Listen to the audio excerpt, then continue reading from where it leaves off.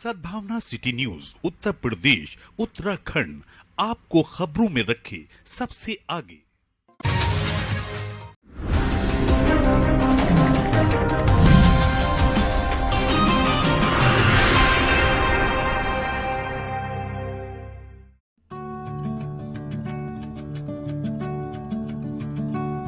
साहित्यिक संस्था साहित्यपीडिया की ओर से कवित्री डॉक्टर अर्चना गुप्ता की 2 काव्य कीर्तियों अक्कड़ बक्कड़ बाल कविता संग्रह व हुई है चांद से बातें हमारी गजल संग्रह का लोकार्पण MIT सभागार में हुआ। कार्यक्रम का आरंभ मयंक शर्मा द्वारा प्रस्तुत मां सरस्वती की वंदना से हुआ। कार्यक्रम की अध्यक्षता डॉक्टर मंसूर उस्मानी ने की। मुख्य अतिथि MLC गोपाल अंजान, विशिष्ट अतिथि के रूप में डॉक्टर काव्य सौरभ जैमिनी व अभिनीत मित्तल उपस्थित रहे। कार्यक्रम का संचालन डॉक्टर पंकज दर्पण अग्रवाल ने किया। काव्य कीर्तियों पर समीक्षात्मक आलेख डॉक्टर कृष्ण कुमार नाज, जिया जमीर, राजीव पिरखर एवं दुष्यंत बाबा द्वारा प्रस्तुत किए गए। कवित्री मीनाक्षी ठाकुर और प्रोफेसर ममता सिंह द्वारा कवित्री डॉक्टर अर्चना गुप्ता के सम्मान में रचनाओं का सास्वर पाठ किया गया।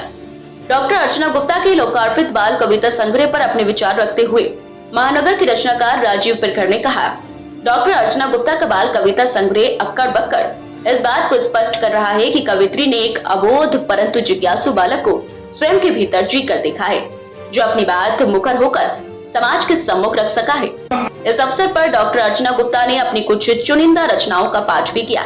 इस लोकार्पण के अवसर पर डॉक्टर पूनम बंसल, डॉक्टर संगीता महेश, बाबा संजीव आकांक्षी, जिया जमीर, राजीव पिरकर, डॉक्टर मनोज रस्तोगी, योगेंद्र वर्मा व्योम, दुष्यंत बाबा, हेमा तिवारी, डॉक्टर महेश दिवाकर, राशिद हुसैन, ओंकार सिंह ओंकार, मनोज मनु, विवेक निर्मल, श्री कृष्ण शुक्ल, अभिनव चौहान, मीनाक्षी ठाकुर, रघुराज सिंह निश्चल, पल्लवी शर्मा, रवि प्रकाश, डॉक्टर अतुल गुप्ता, अनुराग मेहता आदि साहित्य प्रेमी आदि उपस्थित रहे। डॉक्टर अर्चना गुप्ता द्वारा आभार अभिव्यक्ति के साथ कार्यक्रम समापन हुआ।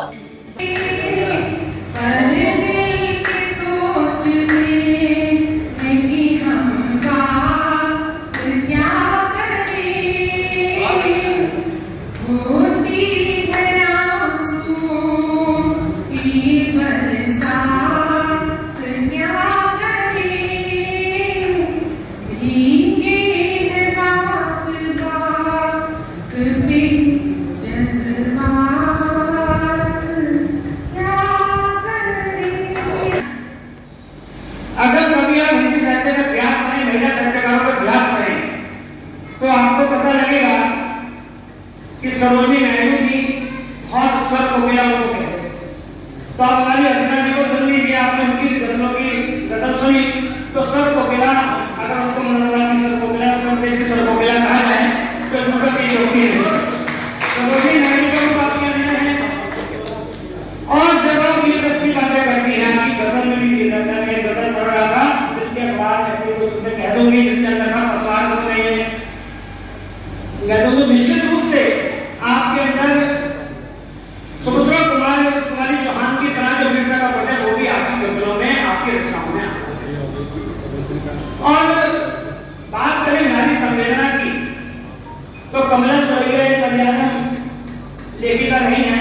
आप उनको देखें तो कमला सुरैया ने नारी संवेदना को बहुत अच्छा लिखा है। और जब बात आती है भक्ति की बहन की, तो भक्ति में तो मीरा का रूप साक्षात अर्चना ने दिखाया है। तो अगर देखा जाए साहित्य में और इसके साथ बाल साहित्यकार में, बाल साहित्य की रचनाएं करना आसान काम नहीं है। अक्कड़ बक्कड़ पसंद है, इससे पहले भी नंगी नदी किया, जो मैंने कितनी कविताएं आपकी देखी, निश्चित रूप से अजय जन्मेजय की याद आती है। निश्चित रूप से बाल कवि बैरागी हुए और अन्य लोग हुए जिन्होंने बाल साहित्य का बहुत अच्छा लिखा है। आपने बाकी जो चंदा मामा या पराग पढ़ा करते थे, उनकी पंक्तियों की, उन चीजों की याद दिलाई। और मेरा ये मानना है NCERT की जो पुस्तकें आने वाली होती हैं, उसके अंदर ये बहुत आसान, जहां पंडित दीनदयाल उपाध्याय के मानव एकात्म दर्शन के माध्यम से इस राष्ट्र के अंतिम व्यक्ति तक मानवता की पराकाष्ठा को करते हुए विकास कार्यों को पहुंचाने का काम कर रहे हैं। पूर्व की सरकारों ने, क्योंकि यहाँ पर बहुत से विद्वान बैठे हैं कि सरकारों की बात करें, ये जो साहित्य है, मैं समझता हूं जहां तक मैं पढ़ पाया हूं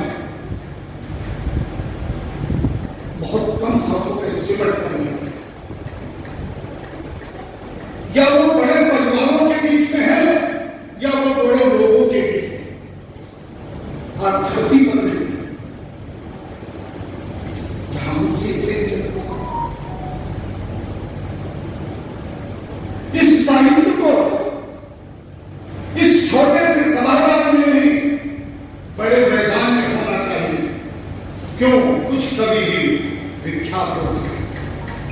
क्या मां सरस्वती की कृपा, और आप देखिए संयोग देखिए, मां सरस्वती के आंगन में और भगवान विश्वकर्मा के सानिध्य में जहां अर्चना गुप्ता जी को आशीर्वाद प्राप्त हो रहा है जन जन तक पहुंचने का, मैं जहां तक सरकार के माध्यम से अभी गुरु जी से बात हो रही थी, मंसूर स्वामी जी से, क्या अर्चना गुप्ता जी का लोकार्पण किसी बड़े कार्यालय से नहीं हो सकता था, बड़े आंगन से नहीं हो सकता था?